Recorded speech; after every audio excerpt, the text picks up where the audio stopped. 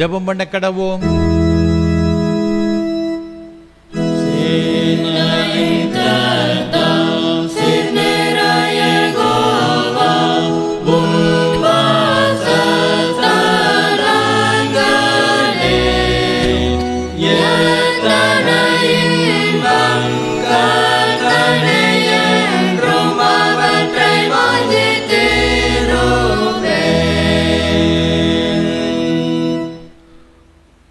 உன் தேவனாகிய கர்த்தர் உன் நடுவில் இருக்கிறார்.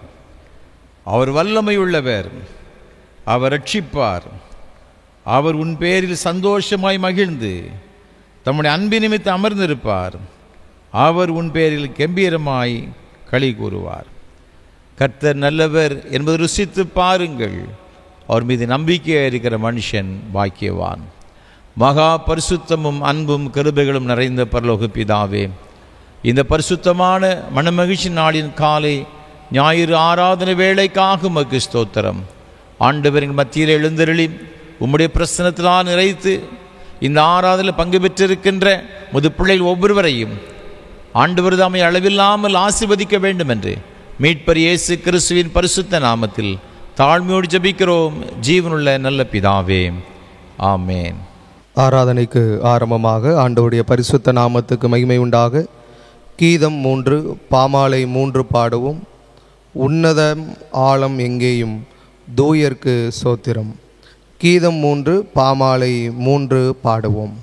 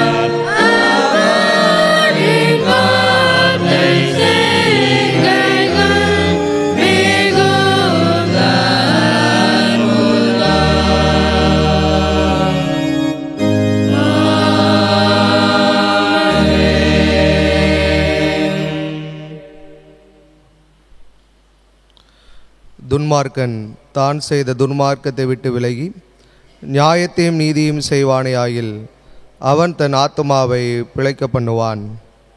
தேவனுக்கு ஏற்கும் பலிகள் நொறுங்குண்ட ஆவிதான்.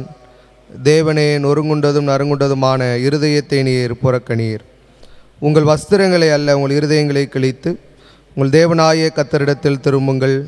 அவர் இரக்கமும் மன உருக்கமும் நீடிய சாந்தமும் மிகுந்த கிருபையும் உள்ளவர். அவர் தீங்குக்கு மனஸ்தாபப்படுகிறவருமாய் இருக்கிறார். நமக்கு பாவமில்லை என்போமானால் நம்மை நாமே வஞ்சிக்கிறவர்களாயிருப்போம். சத்தியம் நமக்குள் இராது நம்முடைய பாவங்களை நாம் அறிக்கையிட்டால் பாவங்களை நமக்கு மன்னித்து எல்லா நியாயத்தையும் நீக்கி நம்மை சுத்திகரிப்பதற்கு கர்த்தர் உண்மையும் நீதியும் உள்ளவராய் இருக்கிறார். பிரியமான சகோதர சகோதரிகளே, நம்முடைய பரமபிதாவாகிய சர்வ வல்லமில்ல தேவனுடைய அளவில்லாத தயவினாலும் இரக்கத்தினாலும் பாவ மன்னிப்பை பெறுவதற்காக நாம் செய்த பலவிதமான பாவங்களையும் அக்கிரமங்களையும் அவர் சந்நிதியில் மாயமாய் மறைத்து கொள்ளாமல் பணிவும் தாழ்மையும் துக்கமும் கீழ்ப்படிதுள்ள இருதயத்தோடு அறிக்கையிட வேத வசனம் பற்பல வாக்கியங்களில் நம்மை ஏவுகிறது. நாம் எக்காலத்திலும் தேவனுக்கு முன்பாக நம்முடைய பாவங்களை மனத்தாழ்மையாய் அறிக்கையிட வேண்டுவதுமன்றி அவருடைய திருக்கரங்களினாலே நாம் பெற்றுக்கொண்ட மேன்மையான உபகாரங்களுக்காக சோத்திரம் செலுத்தவும் மிகவும் சிறந்த அவருடைய புகழை பிரஸ்தாபம் பண்ணவும் அவருடைய மகா பரிசுத்த வசனத்தை கேட்கவும் நம்முடைய சரீரத்துக்கும் ஆத்மாவுக்கும் தேவையானவைகளுக்காக வேண்டிக் கொள்ளவும் நாம் கூடி வந்திருக்கிற தருணத்தில் பாவங்களை அறிக்கையிடுவது நமது விசேஷித்த கடமையாக இருக்கிறது.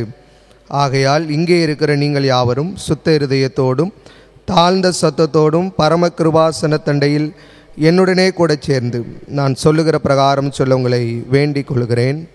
ஜெபம் பண்ண கடவும். பொதுவான பாவரிக்கை ஜெபத்தை ஏறெடுப்போம். சர்வ வல்லமை மிகுந்த இரக்கமுள்ள பிதாவே, தப்பிப்பட ஆடுகளைப் போல நாங்கள் முடி வழிகளை விட்டு வழி விளைந்து போனோம். எங்கள் இருதயத்தின் யோசனைகளுக்கும் விருப்பங்களுக்கும் மிகவும் இணங்கி நடந்தோம். ஒரு பரிசுத்த கற்பனைகளுக்கு விரோதமாய் குற்றம் செய்தோம். செய்யத்தக்க விலை செய்யாமல் செய்யத்தகாத விலை செய்து வந்தோம். எங்களுக்கு சுகமே இல்லை. ஆனாலும் ஆண்டவரே, தேவரீர் எங்கள் கர்த்தராகிய இயேசு கிறிஸ்துவின் மூலமாய் மனிதருக்கு அருளி செய்த வாக்குத்தத்தங்களின் படியே நிர்பாக்கியமுள்ள குற்றவாளிகளாய் எங்களுக்கு இறங்கும். தப்புதங்களை அறிக்கையிடுகிற எங்கள் மேல் பொறுமையாயிரும். பாவத்தை நிமித்தம் துக்கப்படுகிற எங்களை சீர்படுத்தும். மிகவும் இரக்கமுள்ள பிதாவே, உம்முடைய பரிசுத்த நாமத்துக்கு மகிமை உண்டாகும்படி நாங்கள் இனி தேவ பக்தியும் நீதியும் தெளிந்த புத்தியும் உள்ளவர்களாய் நடந்து வர இயேசு கிறிஸ்துவின் நிமித்தம் எங்களுக்கு கிருபை செய்தருளும். ஆமேன். நம்முடைய கர்த்தராயிருக்கிற இயேசு கிறிஸ்துவின் பிதாவாயிருக்கிற சர்வ வல்லமுள்ள தேவன் பாவியின் மரணத்தை விரும்பாமல் அவன் தன் பாவத்தை விட்டு திரும்பி பிழைப்பதையே விரும்பி பாவத்தை நிமித்தம் துக்கப்படுகிற தமது ஜனத்துக்கு பாவ விமோசனத்தையும் மன்னிப்பையும் கூறி அறிவிக்க தம்முடைய பணிவிடைக்காரருக்கு அதிகாரத்தையும் கட்டளை மேல் செய்திருக்கிறார். மெய்யாய் மனம் திரும்பி தமது பரிசுத்த சுவிசேஷத்தை உண்மையாய் விசுவாசிக்கிற யாவருக்கும் அவர் பாவங்களை மன்னித்து விமோசனம் செய்கிறார். ஆகையால் கடைசியிலே அவருடைய நித்திய ஆனந்தத்தில் சேரத்தக்கதாக இத்தருணத்தில் நாம் செய்கிறதவருக்கு பிரியமாயிருக்கவும் இனி உயிரோடு நாளெல்லாம் மாசில்லாமல் பரிசுத்தமுள்ளவர்களாக நடக்கவும் அவர் நமக்கு மெய்யான மனம் திரும்புதலையும் தம்முடைய பரிசுத்த ஆவியை அருளி செய்ய வேண்டும் என்று நம்முடைய கர்த்தராய் இருக்கிற இயேசு கிறிஸ்து மூலமாய் அவரை வேண்டிக் கொள்ள கடவோம். ஆமேன். பரமண்டலங்களில் இருக்கிற எங்கள் பிதாவே, உம்முடைய நாமம் அர்ச்சப்படுவதாக, உம்முடைய ராஜ்யம் வருவதாக, உம்முடைய சித்தம் பரமண்டலங்களில் செய்யப்படுகிறது போல பூமியிலும் செய்யப்படுவதாக. அன்றாட அப்பத்தை எங்களுக்கு தாரும். எங்களுக்கு விரோதமாக குற்றம் செய்கிறவர்களுக்கு மன்னிக்கிறது போல எங்கள் குற்றங்களை எங்களுக்கு மன்னியும். எங்களை சோதனைகள் பிரவேசிக்க பண்ணாமல் தீமைகளை ரட்சித்துக் கொள்ளும். ராஜ்யமும் வல்லமையும் மகிமையும் என்னைக்கும் உடையவரே. ஆமென். ஆண்டவரே, எங்கள் உதடுகளை திறந்தருளும்.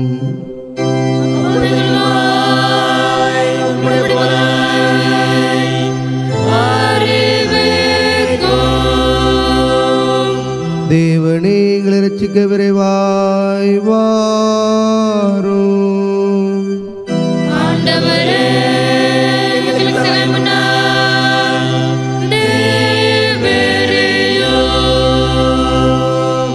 பிதாவுக்கும் குமாரனுக்கும் பரிசுத்தாவிக்கும் மகிமை உண்டாவதாக.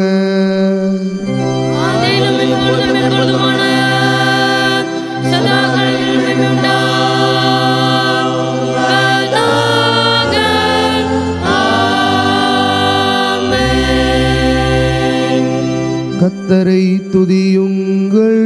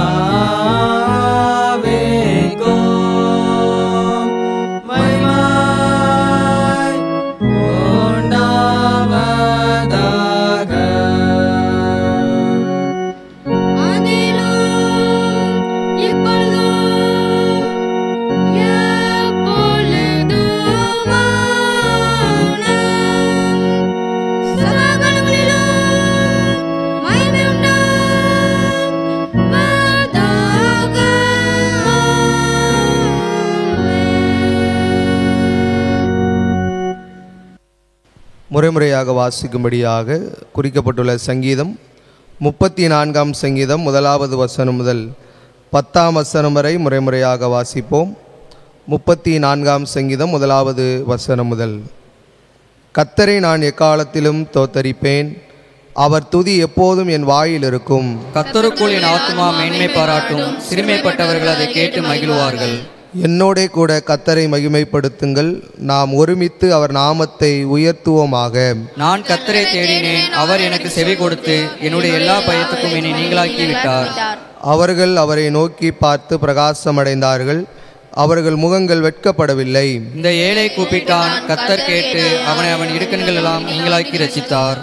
கர்த்தருடைய தூதன் அவருக்கு பயந்தவர்களை சூழ பாளையம் இறங்கி அவர்களை விடுவிக்கிறார். கர்த்தர் நல்லவர் என்பதை ருசித்து பாருங்கள், அவர் மேல் நம்பிக்கையாயிருக்கிற மனுஷன் பாக்கியவான். கர்த்தருடைய பரிசுத்தவான்களே அவருக்கு பயந்திருங்கள், அவருக்கு பயந்தவர்களுக்கு குறைவில்லை. சிங்கக்குட்டிகள் தாழ்ச்சியடைந்து பட்டினியாயிருக்கும், கர்த்தரை தேடுகிறவர்களுக்கோ ஒரு நன்மையும் குறைவுபடாது.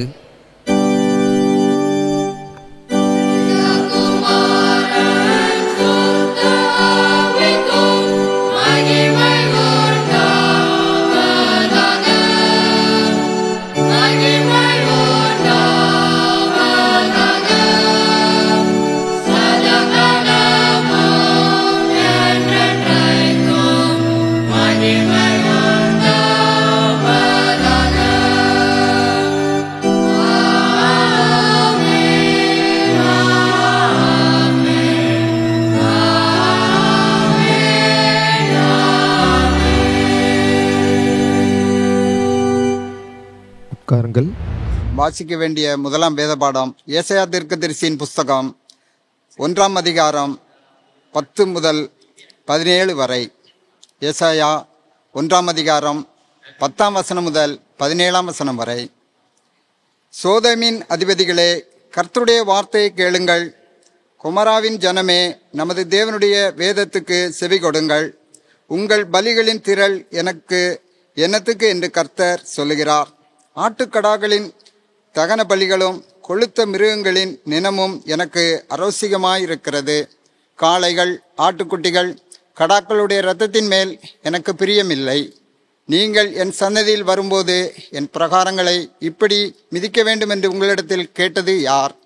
இனி வீண் காணிக்கைகளை கொண்டு வர வேண்டாம். தூபம் காட்டுதல் எனக்கு அருவருப்பாய் இருக்கிறது. நீங்கள் அக்கிரமத்தோடு ஆசிரிக்கிற மாத பிறப்பையும் ஓய்வு நாளையும் சபை கூட்டத்தையும் நான் இனி சகிக்க மாட்டேன். உங்கள் மாத பிறப்புகளையும் உங்கள் பண்டிகைகளையும் என் ஆத்துமா வெறுக்கிறது. அவைகள் எனக்கு வருத்தமாயிருக்கிறது. அவைகளை சுமந்து இளைத்து போனேன். நீங்கள் உங்கள் கைகளை விரித்தாலும் என் கண்களை உங்களை விட்டு மறைக்கிறேன். நீங்கள் மிகுதியாய் ஜெபம் பண்ணினாலும் கேளேன். உங்கள் கைகள் இரத்தத்தினால் நிறைந்திருக்கிறது. உங்களை கழுவி சுத்திகரியுங்கள்.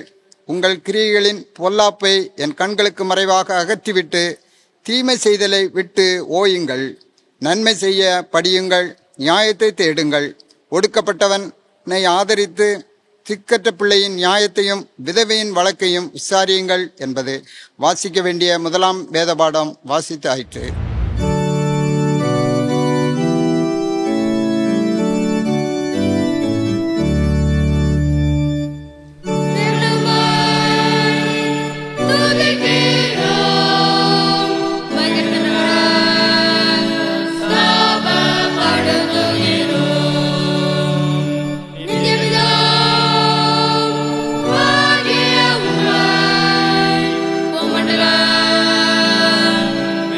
La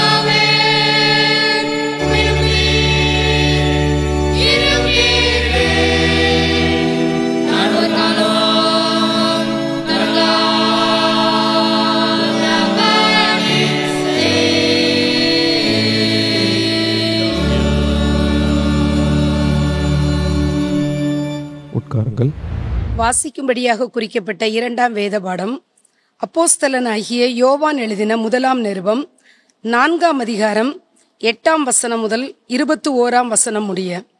1 யோவான் 4ஆம் அதிகாரம் 8ஆம் வசனம் முதல். அன்பில்லாதவன் தேவனை அறியான், தேவன் அன்பாகவே இருக்கிறார். தம்முடைய ஒரே பேரான குமாரனாலே நாம் பிழைக்கும்படிக்கு தேவன் அவரை உலகத்திலே அனுப்பினதினால் தேவன் நம்மேல் வைத்த அன்பு வெளிப்பட்டது. நாம் தேவனிடத்தில் அன்பு கூர்ந்ததினால் அல்ல, அவர் நம்மிடத்தில் அன்பு கூர்ந்து நம்முடைய பாவங்களை நிவிர்த்தி செய்கிற கிருபாதார பலியாக தம்முடைய குமாரனை அனுப்பினதினாலே அன்பு உண்டாயிருக்கிறது. பிரியமானவர்களே, தேவன் இவ்விதமாய் நம்மிடத்தில் அன்பு கூர்ந்திருக்க நாமும் ஒருவரிடத்தில் ஒருவர் அன்பு கூற கடனாளிகளாயிருக்கிறோம். தேவனை ஒருவரும் ஒருபோதும் கண்டதில்லை.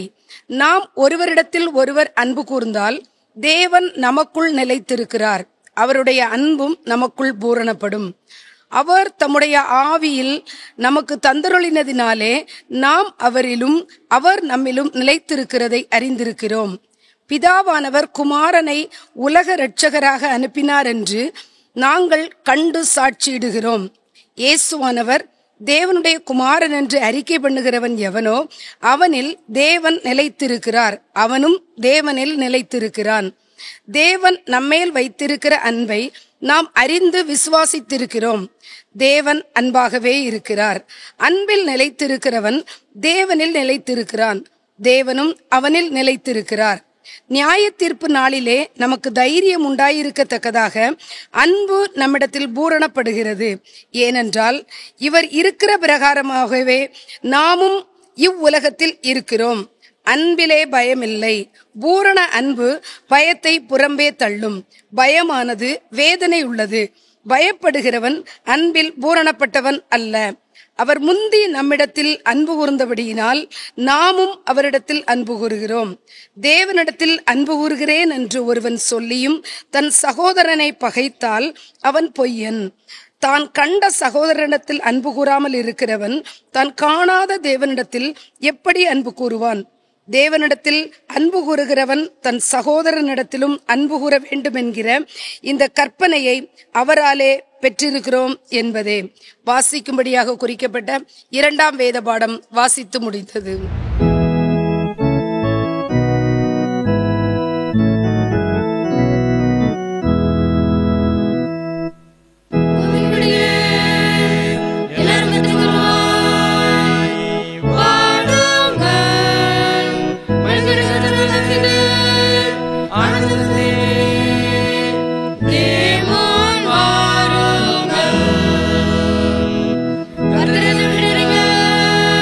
நாமெல்லாம்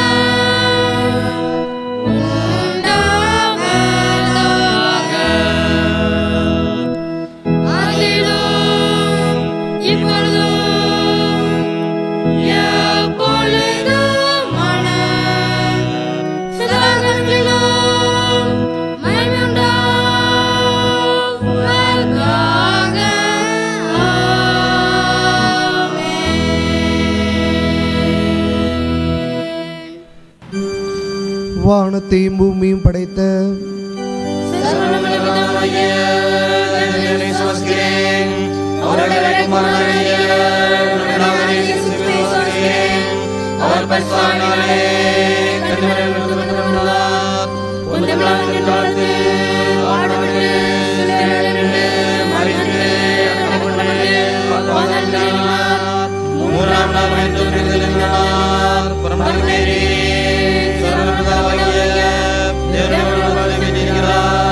அவனிடத்திலிருந்து உயிரோரையும் மரித்தோரையும் நியாயத்திற்கு வருவார்.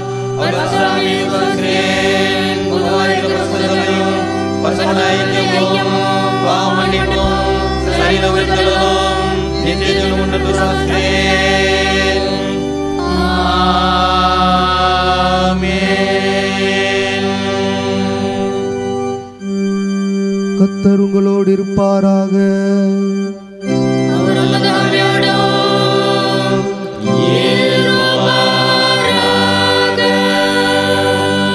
ஜெபம் பண்ண கடவோம்.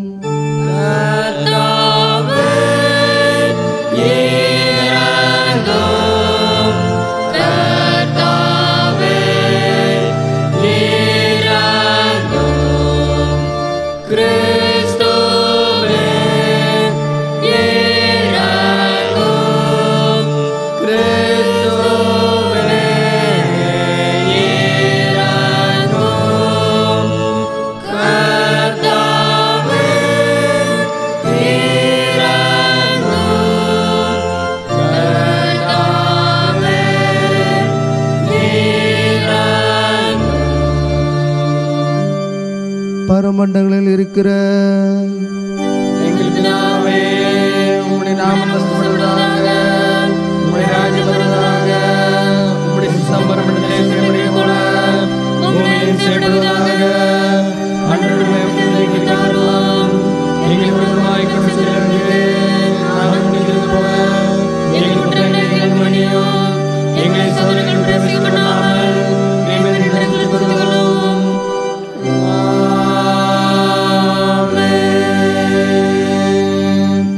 கர்த்தாவே, உம்முடைய இரக்கத்தை எங்கள் காண்பியோ.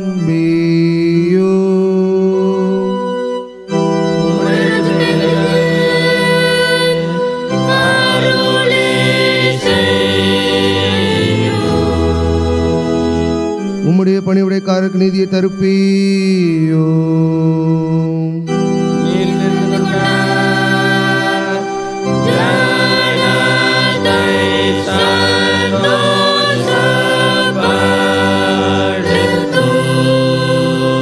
கர்த்தாவே, உம்முடைய ஜனத்தை ரட்சியோ.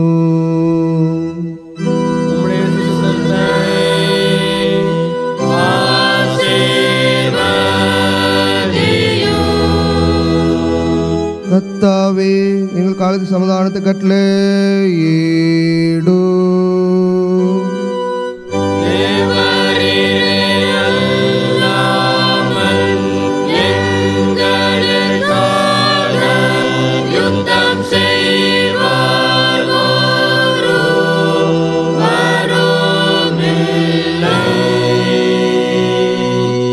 பராபரனே, எங்கள் இதயத்தை சுத்திகரியோ.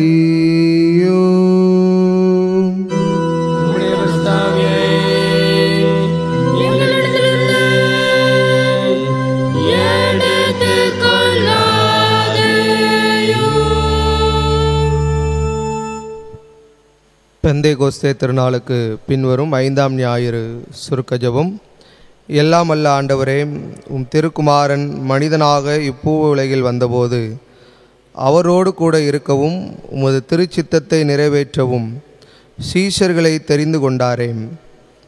அவர்கள் இவ்வுலகில் நற்சாட்சிகளாக வாழ்ந்து தங்கள் வாழ்வை உமக்கென்று அர்ப்பணித்து சீசத்துவத்தின் மேன்மையை நாங்கள் உணர்ந்து கொள்ளவும் பின்பற்றவும் முன்மாதிரியை வைத்து சென்றது போல நாங்களும் உமக்கு உகந்த சீடர்களாய் நற்சாட்சி பகர எங்களுக்கு உதவி செய்தருள வேண்டுமென்று உம்மோடும் பரிசுத்த ஆவியோடும் நின்று அரசாளுகின்ற எங்கள் ஆண்டவர் இயேசு கிறிஸ்துவின் வழியாய் வேண்டிக் கொள்கிறோம். சமாதானத்துக்கு காரணரும் ஏக சிந்தையை விரும்புகிறவருமாகிய தேவனே, உம்மை அறிவதே நித்திய ஜீவன், உம்மை சேவிப்பதே மெய் சுவாதினம். தேவரீரை தஞ்சமாக கொண்டிருக்கிற அடியாராகிய நாங்கள் எந்த விரோதிகளுடைய வல்லமைக்கும் பயப்படாதிருக்கும்படியாக எங்கள் சத்துருக்கள் செய்கிற எல்லா பிரயத்தங்களில் நின்று எங்கள் கர்த்தராகிய இயேசு கிறிஸ்துவின் வல்லமையினால் எங்களை காப்பாற்றி அருளும்.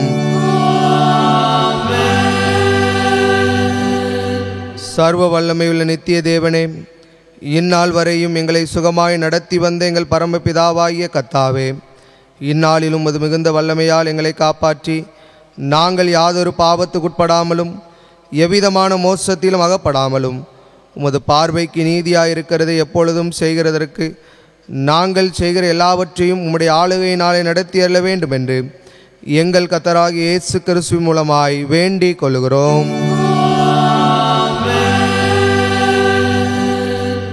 மகா அதிசயங்களை செய்கிற சர்வ வல்லமையுள்ள நித்திய தேவனே, எங்கள் பேராயர்கள் மேலும் ஆயர்கள் மேலும் சபை ஊழியர்கள் மேலும் அவர்கள் விசாரணைக்கு ஒப்புவிக்கப்பட்ட எல்லா சபைகள் மேலும் ஆரோக்கியம் தருகிற உம்முடைய கிருபையுள்ள ஆவியை அனுப்பி அவர்கள் உமக்கு உத்தம பிரியமானவர்களாய் நடக்கும்படி உமது ஆசீர்வாதமாகிய பணி அவர்கள் மேல் ஓயாமல் பெய்யச் செய்தருளும். கர்த்தாவே, எங்கள் காரிய கர்த்தரும் மத்தியஸ்தருமாகிய இயேசு கிறிஸ்துவுக்கு மகிமை உண்டாக இதை கட்டளையிட்டருளும்.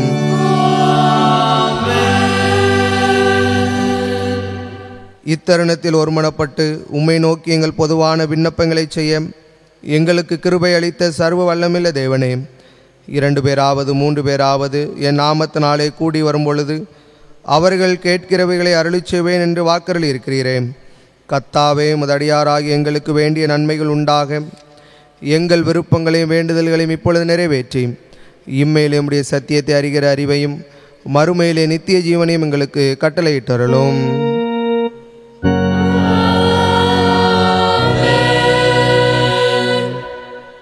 ஆண்டவருடைய வார்த்தையை கேட்பதற்கு ஆயத்தமாக கீதம் 510 பாமாலை 311 பாடவும்.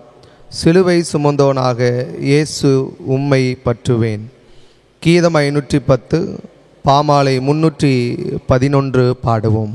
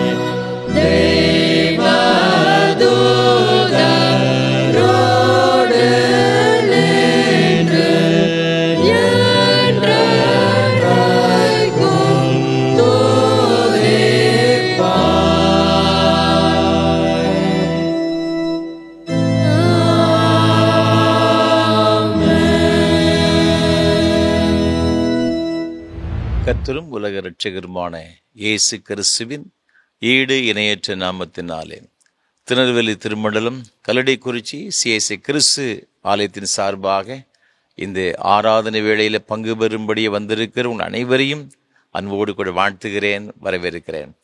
ஆண்டவருடைய கிருபையும் ஆசீர்வாதம் உங்களோடு கூட எப்பொழுதும் நிலைத்திருப்பதாக. ஒவ்வொரு வாரமும் ஏஞ்சல் தொலைக்காட்சி மூலமாக உங்களோடு கூட சேர்ந்து கர்த்தரை ஆராதிப்ப நான் மிகுந்த மகிழ்ச்சி அடைகிறேன். கர்த்தரை அதிகமாய் துதிக்கிறேன், ஸ்தோத்தரிக்கிறேன். தேவன் பாராட்டின கிருபைகளுக்காக ஆண்டவருக்கு நன்றி செலுத்துகிறேன். விசேஷமாக இந்த வாய்ப்புகளை நமக்கு தந்து வருகிற நம்முடைய அன்பிற்கும் கனத்திற்கும் உரிய அருமையான ஐயா சாது சுந்தர் செல்வராஜ் ஐயா அவர்களுக்காக உள்ளத்தின் ஆழத்திலிருந்து கர்த்தரை துதிக்கிறேன், ஸ்தோத்தரிக்கிறேன். ஆராதனை மூலமாக நம்ம எல்லாரும் ஆண்டவருடைய ஆசீர்வாதங்களை பெற்றுக்கொள்ள வேண்டும் என்ற ஒரு பெரிய வாஞ்சியோடு தரிசனத்தோடு கூட ஐயா அவர்கள் நமக்கு ஏற்படுத்தி கொடுத்திருக்கிறார்கள். கர்த்தர் தாமே சாது ஐயா அவர்களையும் அவள் செய்து கொண்டு வருகிற ஏஞ்சல் தொலைக்காட்சி ஊழியங்கள் மற்றும் இயேசு ஊழியங்களையும் அபரிமிதமாய் ஆசீர்வதிப்பாராக. நம்முடைய தனி ஜெபங்களிலே, குடும்ப ஜெபங்களிலே ஐயா அவர்களுக்காக, அவருடைய ஊழியங்களுக்காக ஜெபிப்போம். ஆண்டவருடைய ஆசீர்வாதங்களை நாம் பெற்றுக்கொள்வோம்.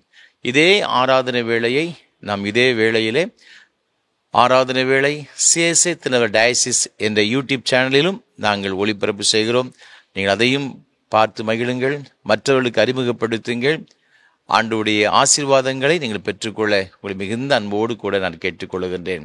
இந்த ஆராதனை வேளையை மிகுந்த ஜெபத்தோடும் அதிக பிரயாசத்தோடு கூட உங்களுக்கு ஒவ்வொரு வாரமும் வழங்கி கொண்டு வருகிறோம். உங்களுடைய ஜெபங்கள் அதிகமாக எங்களுக்கு தேவை. எனக்காக, என்னோடு கூட இந்த ஊழியத்தில் பங்கெடுத்து கொண்டு வருகிற ஒவ்வொரு கர்த்தருடைய பிள்ளைகளுக்காக, விசேஷமாக கொயரில் இருக்கிற அருமையான பிள்ளைகள், கொயர் மாஸ்டர், ஆர்கனிஸ்ட் மற்ற அனைத்து பிள்ளைகளுக்காகவும் நீங்கள் விசேஷமாக ஜெபிக்கும்படியாக அன்போடு நான் கேட்டுக்கொள்கிறேன். இந்த ஆராதனை வேளையை ஒளிப்பதிவு செய்வதற்கு ஏராளமான தேவைகள் உண்டு.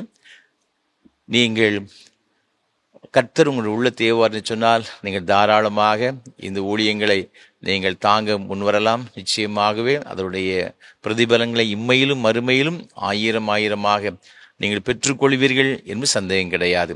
இந்த வாரத்திலும் கூட நாசரத்தை சார்ந்த அமெரிக்க ஐக்கிய தேசத்தில் வசித்து கொண்டிருக்கிற, புளோரிடா மாகாணத்தில் வசித்து கொண்டிருக்கிற அருமையான குடும்பத்தின் பிள்ளைகள் திரு காந்திகுமார் கனகராஜ், திருமதி ஷேலின் ஜெயராஜ், இந்த அருமையான தம்பதிகளுக்காக ஆண்டவரை துதிக்கிறேன், ஸ்தோத்தரிக்கிறேன். இந்த வாரத்திலும் விசேஷமாக வருகிற 25ஆம் தேதி தன்னுடைய 25வது திருமண ஆண்டை சில்வர் ஜூபிலி ஆண்டாக கொண்டாடுகிறார்கள். ஆண்டவருடைய கிருபையும் ஆசீர்வாதமும் இந்த அருமையான தம்பதிகளோடு கூட எப்பொழுதும் நிலைத்திருப்பதாக. நீங்கள் இப்பொழுது இருக்கிறதை பார்க்கலாம் 1000 மடங்கு அதிகமாகும்படி உங்கள் பிதாக்கள் தேவனை கர்த்தர் சொல்லியபடியே அவர் உங்களை ஆசீர்வதிப்பாராக என்ற வார்த்தையின்படி இந்த அருமையான குடும்பத்தின் பிள்ளைகளை கர்த்தர் தாமே அபரிமிதமாக ஆசீர்வதித்து உயர்த்துவாராக. தேவனோடு கொடுத்த அருமையான 2 பிள்ளைகளுக்காக கர்த்தரை துதிக்கிறேன். அவருடைய அன்பு மகள் டிஃபானிக்காக கர்த்தரை துதிக்கிறேன். அமெரிக்க ஐக்கிய தேசத்திலே மருத்துவ படிப்பு படித்து கொண்டிருக்கின்றாள். அதே போல் அவருடைய அன்பு மகன் டிம்சனுக்காக கர்த்தரை துதிக்கிறேன். அதே அமெரிக்க ஐக்கிய தேசத்திலே என்ஜினியரிங் படிப்பு படித்து கொண்டிருக்கிறார். கர்த்தர் தாம் இந்த 2 பிள்ளைகளையும் அவருடைய ஸ்டடீஸையும் அபரிவிதமாக ஆசீர்வதிப்பாராக. இந்த அருமையான தம்பதியுடைய பெற்றோர்கள் நாசரத்தை சார்ந்தவர்கள். அது 2 பேருடைய பெற்றோர்களும் ஆண்டவரை அதிகமாக நேசிக்கிறவர்கள், ஊழியத்தை நேசிக்கிறவர்கள். அதற்காக கர்த்தரை துதிக்கிறேன். கர்த்தர் தாமே இந்த குடும்பத்தின் பிள்ளைகளை அபரிமிதமாக ஆசீர்வதிப்பாராக. அது மாத்திரமல்ல, பல வகையிலே இந்த ஊழியத்திற்காக ஜெபிக்கிற, தாங்குகிற ஒவ்வொருவருக்காகவும் கர்த்தரை துதிக்கிறேன். கர்த்தர் அனைவரையும் ஆசீர்வதிப்பாராக. ஆமேன். தொடர்ந்து கர்த்தர் நம்மோடு கூட பேசும்படியாக நாம் தலைவணங்கி ஜெபம் செய்வோம். நேசிக்கிற நல்ல தகப்பனே, உம்முடைய வார்த்தைகளை கேட்கும்படியாக உம்முடைய சமூகத்திலே நாங்கள் வந்திருக்கிறோம். உம்முடைய பிரசன்னத்திலே நாங்கள் காத்திருக்கிறோம். அப்பா, எங்களோடு நீர் பேசும். இன்றைக்கு நாங்கள் கற்றுக்கொள்ளுகிற உம்முடைய வேத வசனங்கள், வார்த்தைகள் எங்கள் ஒவ்வொருவருக்கும் பிரயோஜனமாக இருக்கவும், அது எங்களுடைய வாழ்க்கையில் நாங்கள் அப்பியாசப்படுத்தி அதனுடைய மேன்மையான ஆசீர்வாதங்களை பெற்றுக்கொள்ளும் கிருபைதாரும். நீர் எங்கள் மத்தியிலே வெளிப்படுங்க. என்னை மறைத்து நீர் பேசும்படியை ஜெபிக்கிறோம். ஆசீர்வதியும். இரட்சகர் இயேசு கிறிஸ்துவின் பரிசுத்த நாமத்தில் தாழ்மையோடு ஜெபிக்கிறோம் ஜீவனுள்ள நல்ல பிதாவே. ஆமேன். இந்த நாளிலும் கூட நம்ம எல்லாருக்கும் ஆசீர்வாதமாக இருக்கும்படியாக தெரிந்து கொண்ட வேத வசனம் நாம் இரண்டாவது வேத பாடமாகிய வாசிக்க கேட்ட அப்போஸ்தலனாகிய யோவான் எழுதின முதலாவது நிருபம் 4ஆம் அதிகாரம் 8ஆம் வசனம். அன்பில்லாதவன் தேவனை அறியான், தேவன் அன்பாகவே இருக்கிறார். நாம் வாசிக்க கேட்ட இந்த வேத பகுதியிலே ஆண்டவருடைய குணாதிசயத்தை பற்றி சொல்லப்பட்டிருக்கிறது. தேவன் அன்பாகவே இருக்கிறார். 16ஆம் வசனத்தையும் நாம் பார்க்கும் பொழுது தேவன் அன்பாகவே இருக்கிறார் என்று சொல்லப்பட்டிருக்கிறது. இந்த 8ஆம் வசனத்திலிருந்து 21ஆம் வசனம் வரை இந்த கொஞ்ச வசனங்களிலே நீங்கள் மீண்டும் ஒரு விசை நீங்கள் பார்க்கும் பொழுது அன்பு அன்பு அன்பு என்ற வார்த்தை மீண்டும் மீண்டும் ஏராளமான முறை வருகின்றதை நாம் வேதத்திலே பார்க்கின்றோம். அன்பான ஆண்டவருடைய பிள்ளைகளே, நீங்களும் நானும் ஆராதிக்கிற ஆண்டவராகிய கர்த்தர் அன்பான தெய்வமாய் இருக்கிறார் என்று சொல்லப்பட்டிருக்கிறது. ஆகவே இந்த அன்பான தெய்வத்தை நாம் ஆராதிக்கிறபடியினால் ஆண்டவர் நம்மிடத்தில் என்ன எதிர்பார்க்கிறார்? நீங்கள் இங்கு வேதத்தில் வாசித்து பார்க்கும் பொழுது இங்கு 19ஆம் வசனம் சொல்லுகிறது, அவர் முந்தி நம்மிடத்தில் அன்பு கூர்ந்தபடியால் நாமும் அவரிடத்தில் அன்பு கூறுகிறோம். இயேசு நம்மை நேசிக்கிறபடியினால் நாமும் அவரை என்ன செய்ய வேண்டுமா? நேசிக்க வேண்டும் என்று சொல்லப்பட்டிருக்கிறது. இந்த வேத புஸ்தகத்தை நாம் பார்க்கும் பொழுது பழைய ஏற்பாடு, புதிய ஏற்பாடு என்று 66 புத்தகங்கள் இருக்கிறது. இந்த 66 புத்தகங்களிலும் மொத்தமாக இங்கு அதனுடைய 2 ஏற்பாடுகளையும் சுருக்கி நம்ம சொல்ல வேண்டும் என்று சொன்னால் அது எதில் அடங்கியிருக்குன்னு பார்த்தீங்கன்னா அன்பு என்ற ஒரே ஒரு வார்த்தையில அடங்கியிருக்கிறது. பழைய ஏற்பாட்டின் முழு வேதத்தையும் ஆண்டவராக இருக்கிற இயேசு கிறிஸ்து சுருக்கமாக எப்படி சொல்லிவிட்டார்? நீங்கள் வேதத்தில் வாசித்து பார்க்கும் பொழுது மார்க் எழுதின சுவிசேஷம் 12ஆம் அதிகாரம் 30ஆம் வசனத்தில் உன் தேவனாகிய கர்த்தரிடத்தில் உன் முழு இதயத்தோடும் முழு ஆத்மாவோடும் உன் முழு மனதோடும் உன் முழு பலத்தோடும் அன்பு கூறுவாயாக என்று சொல்லப்பட்டிருக்கிறது. அதற்கு அடுத்த வசனம் இதற்கு ஒப்பாயிருக்கிற 2வது கற்பனை என்னவென்றால் உன்னிடத்தில் நீ அன்பு கூறுவது போல் பிறனிடத்திலும் அன்பு கூறுவாயாக. இந்த 2 வசனங்களும் பார்த்தீங்கன்னா அன்பு என்ற ஒரு சொல்லை நாம் பார்க்கலாம். இது 2 ஏற்பாடுகளும் அன்பினால் என்ன செய்ததுன்னா பொதியப்பட்டிருக்கின்றது. அது என்ன செய்ததுன்னா அன்பினால் நிரப்பப்பட்டிருக்கின்றது என்று நாம் பார்க்கின்றோம். வேதத்தின் வாசி பார்த்தீங்கன்னா இந்த அன்பு என்ற பதத்திற்கு இந்த கிரேக்க பதத்துல ஒரு 4 காரியங்களை சொல்றாங்க. முதல்ல இந்த அன்பு, அதுக்கு கிரேக்க பதத்துல ஈரோஸ் அப்படின்னு ஒரு வார்த்தை இருக்குது பார்த்துக்கிடுங்க. அதுக்கு என்ன பொருள் அப்படின்னு பார்த்தீங்கன்னா இச்சை. இது பாலியல் சம்பந்தமான இந்த அன்பை இச்சை அப்படின்னு நம்ம சொல்லுவோம். அதற்கு அந்த ஈரோஸ் அப்படின்னு அந்த வார்த்தை பயன்படுத்துகிறாங்க. 2வதாக கிரேக்கத்துல இன்னொரு வார்த்தை இருக்கிறது, ஸ்டோர்ஜ் அப்படின்னு பேர் பார்த்துக்கிடுங்க.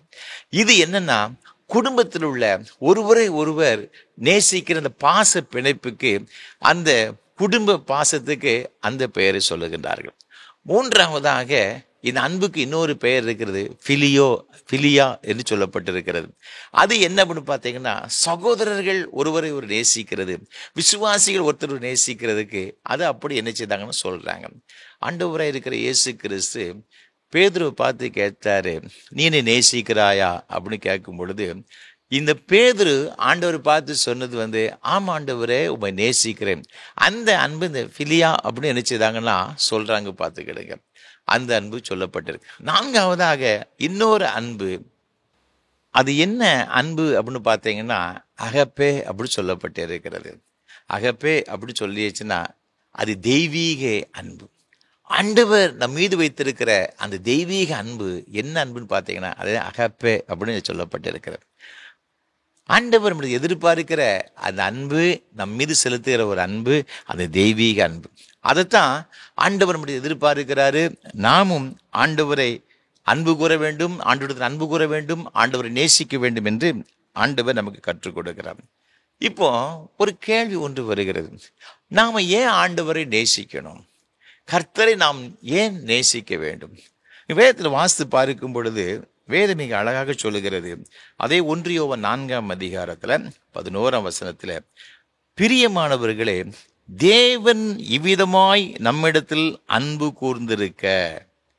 வசனம் மிக அழகாக சொல்லுகிறது, இவ்விதமாய் தேவன் நம்மிடத்தில் அன்பு கூர்ந்தார். ஆண்டவர் எப்படி அன்பு கூர்ந்தார்? பிதாவாகிய தேவன் இயேசு கிறிஸ்து எவ்வாறு நம்மை நேசித்தார் என்று பார்க்கும் பொழுது 10ஆம் வசனத்தை பாருங்க. நாம் தேவனிடத்தில் அன்பு கூர்ந்ததினால் அல்ல, அவர் நம்மிடத்தில் அன்பு கூர்ந்து நம்முடைய பாவங்களை நிவர்த்தி செய்கிற கிருபாதார பலியாக தம்முடைய குமாரனை அனுப்பினதினாலே அன்பு உண்டாயிருக்கிறது. இந்த அன்பு எப்படி உண்டாயிச்சு அப்படின்னு பார்த்தீங்கன்னா, மிக அழகாக சொல்லப்பட்டிருக்கிற பிதாவாகிய தேவன் தம்முடைய ஒரே பேரான குமாரனாயிருக்கிற இயேசு கிறிஸ்துவை நம்முடைய பாவங்களை நிவர்த்தி செய்கிற கிருபாதார பலியாக என்ன செய்தார்னா ஒப்பு கொடுத்தார். உலகத்தில் நம்ம ஏன் வாழ்ந்து கொண்டிருக்கிறோம்? நல்லா இருக்கணும், உயர்ந்த இடத்துக்கு போகணும். நம்முடைய பிள்ளைகளுக்கு அதை தானே சொல்லிக் கொண்டிருக்கிறோம். வாழுவதற்காக நாம் பிறந்திருக்கின்றோம். நம்முடைய பிள்ளைகளை அதற்காக வளர்க்கின்றோம். நாம் அதற்காக வாழ்ந்து கொண்டிருக்கிறோம். ஆனால் சாவதற்காகவே ஒருவர் வந்தார் என்று சொன்னால் அது வேறு யாரும் அல்ல, நீங்களும் நானும் ஆராதித்து கொண்டிருக்கிற நம்முடைய ஆண்டவராக இருக்கிற இயேசு கிறிஸ்து. கிருபாதார பலியாக பிதாவாகி தேவன் தம்முடைய குமாரனை அனுப்பினார். நீங்கள் 1 யோவான் 2ஆம் அதிகாரம் 2ஆம் வசனம் சொல்லுகிறது, நம்முடைய பாவங்களை நிவர்த்தி செய்கிற கிருபாதார பலி அவரே. நம்முடைய பாவங்களை மாத்திரமல்ல, சர்வலோகத்தின் பாவங்களை நிவர்த்தி செய்கிற கிருபாதார பலியாய் இருக்கின்றார். எபேசியர்களின் நிருபம் 5ஆம் அதிகாரத்துல நாம பார்க்கும்பொழுது 2ஆம் வசனம் சொல்லுகிறது, கிறிஸ்து நமக்காக தம்மை தேவனுக்கு சுகந்த வாசனையான காணிக்கையாகவும் பலியாகவும் ஒப்பு கொடுத்து நம்மில் அன்பு கூர்ந்தது போல நீங்களும் அன்பிலே நடந்து கொள்ளுங்கள். ஆண்டவராய் இருக்கிற இயேசு கிறிஸ்து பிதாவாகிய தேவனுக்கு முன்பாக தம்மை ஒரு சுகந்த வாசனையான காணிக்கையாக பலியாக ஒப்பு கொடுத்து நம்ம என்ன செய்தார்னா நேசித்தார். நீங்கள் வெளிப்படுத்தின விசேஷத்திலே 1ஆம் அதிகாரம் சொல்லப்பட்டிருக்கிறது 6ஆம் வசனத்துல, நம்மிடத்தில் அன்பு கூர்ந்து தமது இரத்தத்தினாலே நம்முடைய பாவங்களற நம்மை கழுவி தம்முடைய பிதாவாகிய தேவனுக்கு முன்பாக நம்மை ராஜாக்களும் ஆசாரிகளும் ஆக்கின அவருக்கு மகிமையும் வல்லமையும் என்றென்றைக்கு உண்டாயிருப்பதாக. ஆமென். எதற்காக நம் ஆண்டவரை நேசிக்க வேண்டுமா? நம்ம எல்லாருக்காகவும் எல்லாருடைய பாவங்களுக்காகவும் பலியாக ஒப்பு கொடுத்தபடியினால இங்கு வசனம் சொல்லுகிறது, தம்முடைய இரத்தத்தினாலே நம்முடைய பாவங்களை நம்மை கழுவி பிதாவாகி தேவனுக்கு முன்பாக பரிசுத்தமாக கரையற்றவர்களாக நிறுத்தும்படியாக நம்மை ஆசாரியர்களும் ராஜாக்களுமாக ஆண்டவர்களும் நிறுத்தும்படியாக பிதாவாகி தேவன் தமது குமாரன் இருக்கிற இயேசுவை அனுப்பினார் என்று சொல்லப்பட்டிருக்கிறது. அந்த கிறிஸ்து நம்மை நேசிப்பதற்கு, அவர் நமக்காக ஜீவனை கொடுப்பதற்கு நம்ம ஒன்றும் ஒரு பெரிய பரிசுத்தவான்கள்லாம் அல்லங்க. நீங்கள் வேதத்தில் வாசித்து பார்த்தீங்கன்னா ரோமர்களின் நிருபத்தில் 5ஆம் அதிகாரம் 6ஆம் வசனம் சொல்லுகிறது, கிறிஸ்து எப்பொழுது நமக்காக அனுப்பப்பட்டாரன்னு தெரியுமா? எப்பொழுது நமக்காக பலியை ஒப்பு கொடுத்தாராம்? 6ஆம் வசனம் சொல்லுகிறது, ரோமர் 5:6, அன்றியும் நாம் பலனற்றவர்களாய் இருக்கும் போதே குறித்த காலத்தில் கிறிஸ்து அக்கிரமக்காரருக்காக மரித்தார். 8ஆம் வசனம் சொல்லுகிறது, நாம் பாவிகளாய் இருக்கையில் கிறிஸ்து நமக்காக மரித்ததினாலே தேவன் நம் மீது வைத்த அன்பை விளங்க பண்ணுகிறார் என்று சொல்லப்பட்டிருக்கிறது. நாம பாவியிலும் பிரதானமான பாவிகளாக, துரோகிகளாக, பலனற்றவர்களாக, முடியாதவர்களாக இருந்த பொழுதிலும் கூட நாம் மிகவும் கெட்டவர்களாக இருந்தபடினால ஆண்டவர் நம்முடைய அன்பு கூர்ந்தபடியினால தம்முடைய ஒரே பேரான குமாரன் இருக்கிற இயேசு கிறிஸ்து என்ன செய்தாராம்? அனுப்பினார். ஏனென்றால் நீங்களும் நானும் பாவம் செய்கிறவர்களாக பாவிகளாக இருக்கிறபடியினாலே பாவத்துக்கு ஏற்ற தண்டனையை நாம் பெறாமல் அதிலிருந்து நம்மை விடுவிக்கும்படியாகத்தான் இயேசு வந்தார். ரோமர் 6ஆம் அதிகாரம் 23ஆம் வசனம் அதைத்தான் சொல்லுகிறது, பாவத்தின் சம்பளம் மரணம், தேவனுடைய கிருபை வரமோ நம்முடைய கர்த்தராகிய இயேசு கிறிஸ்துவினால் உண்டான நித்திய ஜீவன். அன்பான ஆண்டவருடைய பிள்ளைகளே, நாம் ஏன் ஆண்டவரை நேசிக்கணும் தெரியுமா? நமக்காக நாம் பாவிகளாயிருந்தபடியினால, நாம் பலனற்றவர்களாயிருந்த பொழுதிலும் கூட பிதாவாகிய தேவன் அதிலிருந்து நம்மை விடுவிக்கும்படியாக, பாவத்தின் சம்பளமாயிருக்கிற இந்த கொடிய மரணத்திலிருந்து நம்ம காக்கப்படும்படியாக அவர் தம்முடைய ஒரே பேரான குமாரன் இருக்கிற இயேசு கிறிஸ்து அனுப்பினபடியினால நீங்களும் நானும் ஆண்டவரை நேசிப்பதற்கு கடமைப்பட்டிருக்கின்றோம். இன்றைக்கு நாம ஆண்டவரை நேசிக்கிறோமா? ஆண்டவரை நேசிக்கிறேன்னு சொன்னால் போதாதுங்க. கிரியில்லாத விசுவாசம் செத்தது. ஆண்டவரை நேசிக்கிறாயா? இயேசுவை நேசிக்கிறேன் என்று சொல்லுவதில்லை. அன்பு செலுத்துகிறேன் என்பதல்ல, அன்பு செய்ய வேண்டும். அதாவது டூ லவ் அப்படின்னு சொல்லுவாங்க. அன்பை நம்முடைய கிரியைகளில் வெளிப்படுத்தணுங்க.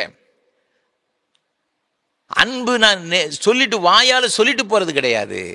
நம்முடைய செயல்களினால், நடக்கைகளினால நாம் அந்த அன்பை என்ன செய்யணும்னா வெளிப்படுத்த வேண்டும். அதுதான் உண்மையான அன்பு. ஒரு முறை அமெரிக்க ஐக்கிய தேசத்தில் பாப்டிஸ்ட் திருச்சபையின் சார்பாக கொரியா தேசத்தில் ஒரு மிஷனரி பணித்தளத்தை ஒன்றை ஆரம்பித்தார்கள். ஒரு முறை அந்த மிஷனரி ஆர்கனைசேஷன்ல இருந்து அங்குள்ள தலைவர் தன்னுடைய மிஷனரி பணித்தளமான இந்த கொரிய தேசத்தில் வந்து அதை பார்வையிடும்படியாக பல கிராமங்களுக்கு சென்றார்.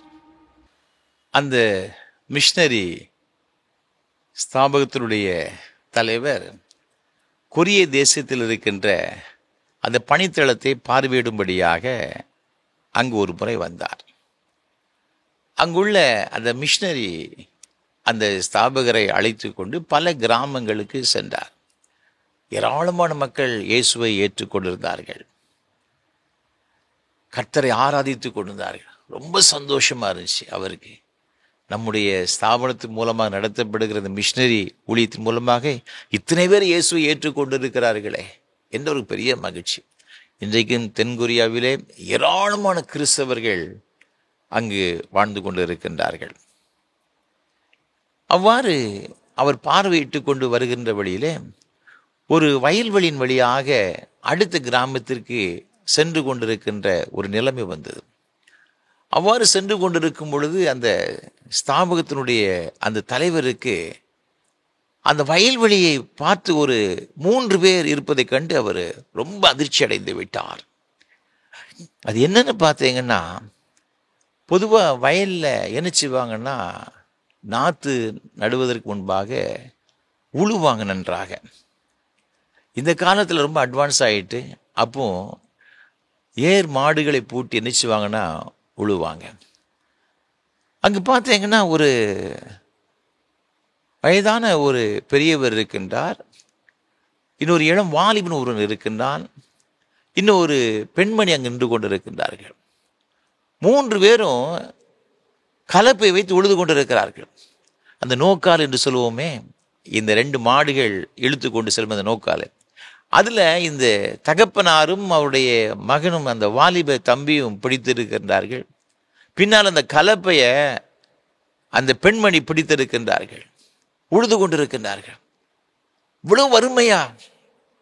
அப்பொழுது 70-80 ஆண்டுகளிலே, 1970-80 ஆண்டுகளிலே கொரியா தீபகற்ப பகுதியிலே பல யுத்தங்கள் நடைபெற்றபடினாலே கொடிய பஞ்சம் அந்த காலத்தில் இருந்துச்சு. பார்த்துக்கிடுங்க, வாழ்வதற்கு சாப்பிடுவதற்கு கூட ஆகாரமற்ற ஒரு சூழ்நிலைகள் அந்த அப்பொழுது அந்த மக்கள் வாழ்ந்து கொண்டிருந்தார்கள். மிஷனரியை பார்த்து கேட்கின்றார், பிரதர், இது என்ன இப்படி இவ்வளவு வறுமையோடு கூட வாழ்ந்து கொண்டிருக்கிறார்கள் மக்கள்?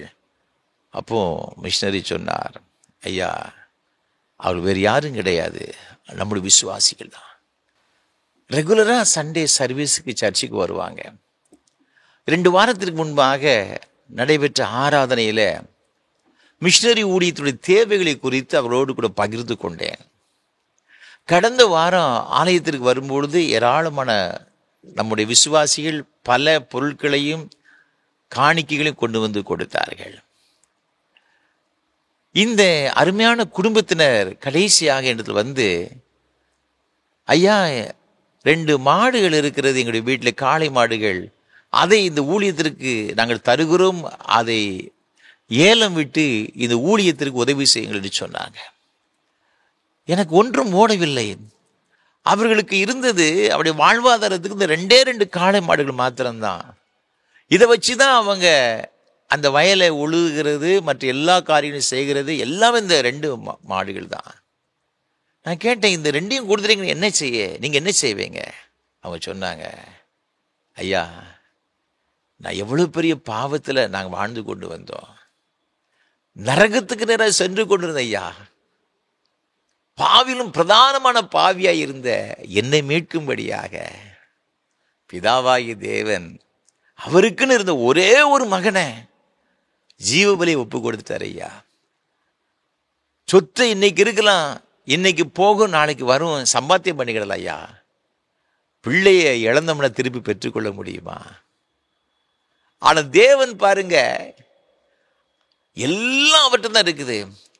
ஆனா அதை விட மேலான சொத்தா இருக்கிற இயேசுவை எனக்காக இது கொடுத்தார் ஐயா. அந்த தியாகத்திற்கு முன்பாக இது ஒண்ணுமே இல்லையா. ஆகவே என்னால் எவ்வளவு முடியுமோ அவ்வளவு கொடுக்க நினைச்சேன். என்கிட்ட ஒண்ணுமே கிடையாது, இந்த 2 மாடுகள் தான். இதுக்கு பதிலாக நானும் என் மகனும் சேர்ந்து என்ன செய்துக்கிடுவோன்னு அந்த வேலையை செய்து கொள்ளுன்னு சொல்லி கொடுத்துட்டு போயிட்டாங்க. அந்த ஸ்தாபகத்துடைய கண்களில் அப்படியே கண்ணீர் வடிந்தது. அன்பை வெளிப்படுத்தணுங்க. நான் அன்பா இருக்குன்னு சொன்னா போதாது, அது ரொம்ப ஈஸி. நீங்க யாரெல்லாம் நேசிக்கிறீங்க அப்படிங்க, ஆண்டவரை எத்தனை பேர் நேசிக்கிறீங்க எல்லாரும் கையை உயர்த்துவாங்க, அது சந்தேகம் கிடையாது. உண்மையாய் நேசிக்கின்றாயா? அந்த அன்புல பாதிப்பு இருக்கணுங்க.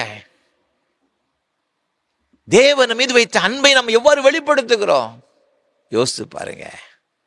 நம்முடைய எல்லாருடைய பாவங்களுக்காக, நமக்கு வருகிற நியாய தீர்ப்பு நம்மை தப்பித்துக் கொள்ளும்படியாக பிதாவாகிய தேவன் தமது சொந்த குமாரன் என்றும் பாராமல் நமக்கு ஒப்பு கொடுத்தாரே.